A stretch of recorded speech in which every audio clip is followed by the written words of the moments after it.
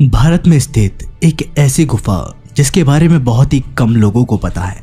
जी हाँ, मैं बात कर रहा हूँ रामायण काल की बाली की गुफा के बारे में। वैज्ञानिक बाली की गुफा में घुसे तो अंदर जो नज़ारा देखा उनके भी होश उड़ गए। ऋषिमुख पर्वत पर स्थित सुग्रीव की गुफा के बारे में तो हर कोई जानता है, परंतु बाली की गुफा के बारे में हर कोई अनजान है, जो अपने अंदर ही कई राज समेटे हुए हैं।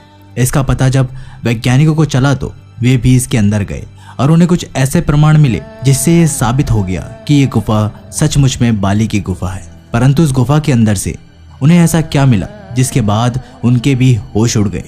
नमस्कार दोस्तों, आप देख रहे हैं भक्ति शास्त्र। एक बार सच्चे दिल से कमेंट बॉक्स में जरूर लिखिएगा हर हर महादेव।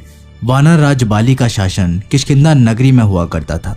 वो इतना बलशाली था कि उसने रावण को भी पराजित कर रखा था।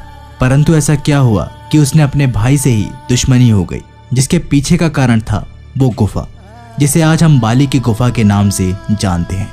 एक बार की बात है जब मायावी नाम के राक्षस ने बाली को युद्ध के लिए ललकारा। बाली उसके पीछे भागा और वो राक्षस भागते भागते एक गुफा के अंदर जा पहुंचा। बाली ने उस गुफा के द्वार पर सुग्रीव को खड़ा किया और उस राक्षस का वध करने के लिए उस गुफा के अंदर चला गया। तकरीबन 1 साल बीत चुका था और बाली इस गुफा के अंदर से नहीं लौटा था। सुग्रीव को बहुत चिंता सता रही थी, परंतु उसने देखा कि गुफा के अंदर से तो खून बाहर आ रहा है। उसे लगा कि बाली की युद्ध में मृत्यु हो गई है, इसलिए उसने एक बहुत बड़ा पत्थर लिया और उस गुफा के मुख पर लगा दिया। परंतु वो सच से अनजान था। दरअसल वो गुफा इतनी लंबी थी कि उस राक्षस को ढूंढने में बाली को 1 साल लग गया और 1 साल बाद उसने उस मायावी राक्षस का वध कर दिया। परंतु जब वो उस गुफा के द्वार पर पहुंचा तो एक बहुत बड़ा पत्थर देखकर उसे भी हैरानी हुई। उसने मन ही मन सोचा कि शायद सुग्रीव मेरा शासन हड़पना चाहता है। उसने जैसे तैसे वो पत्थर हटाया और वापस अपनी नगरी में पहुंचकर सुग्रीव को धक्का मारकर अपनी नगरी से बाहर निकाल दिया।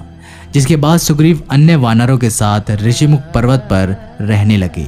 जिसके बाद ऋषिमुख पर्वत सुग्रीव की गुफा के बारे में तो हर कोई जानता है, परंतु बाली की गुफा से हर कोई अनजान है।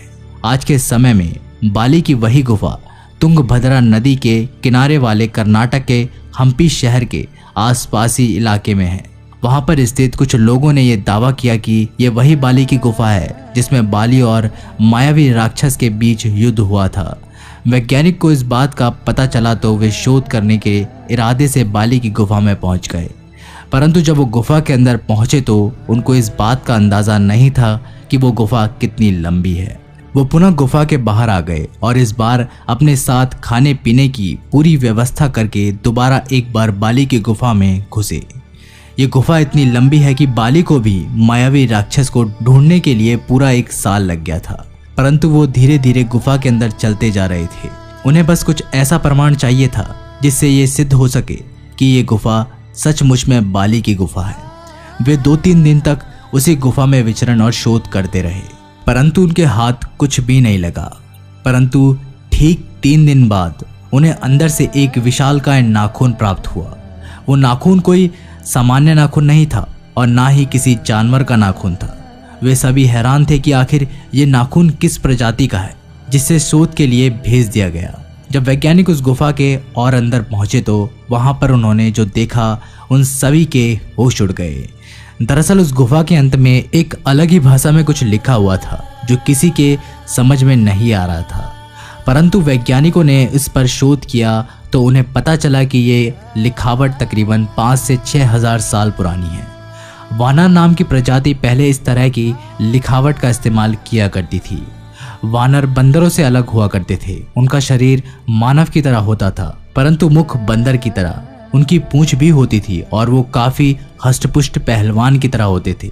जब वो नाखून अच्छी तरह से शोध किया गया तो ये पाया गया कि वो किसी आम इंसान का नाखून हो ही नहीं सकता, ना वो किसी जानवर का नाखून है, क्योंकि मायावी राक्षस और बाली के बीच उस गुफा में युद्ध हुआ था। तो ये प्रमाण दिए गए कि ये जरूर उस मायावी राक्षस का ही नाखून है, जिसके बाद वैज्ञानिकों ने भी इस बात पर मोहर लगा दी कि ये गुफा सचमुच में बाली की गुफा है, जो आज के समय में तुंगभद्रा नदी वाले कर्नाटक के हम्पी शहर के जंगली इलाकों में मौजूद है। इस घटना को लेकर आपके क्या विचार हैं, हमें कमेंट करके ज़रूर बताइएगा। अगर वीडियो पसंद आए तो लाइक, शेयर और चैनल को सब्सक्राइब करके बेल आइकन को प्रेस करना मत भूलिएगा।